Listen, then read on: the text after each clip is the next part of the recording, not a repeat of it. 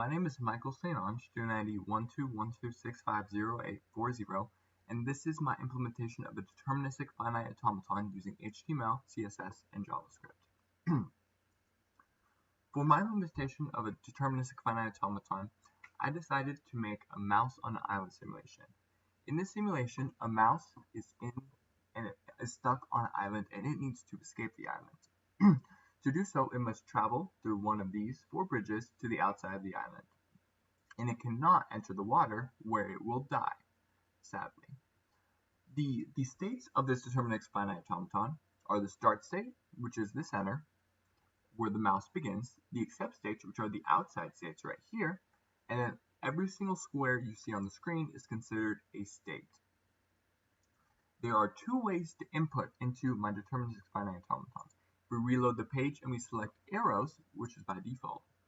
The mouse will move according to whatever arrow you press. So if we press left, it'll go left, up, up, right, right, down, down.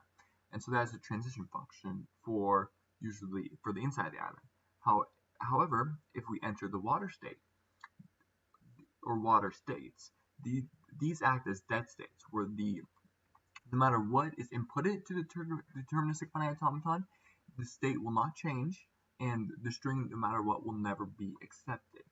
To end the input, just to show that we're done entering input, we press the 1 key, and that will tell us whether or not our input was accepted, and then it will show us what we inputted to the deterministic finite automaton. If we run again with arrows, and then we can travel along, and then say we get to the outside, and then we press 1, and it'll say we're in accept state, and it will tell us what our input was. It's important to note when running this that, let's say, just because in our DFA the mouse leaves the island, this doesn't mean that the string is automatically accepted. It can return to the island, or from one of these states, it can enter a water state where it will automatically not be accepted. Then we press 1 again, and it will show us our inputs. The other way I made it so that the input string, or that you can input into the deterministic finite automaton, is using strings.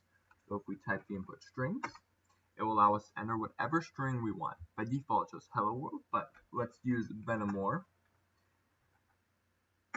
And then on 500-second intervals, it will travel across the DFA until the string is complete.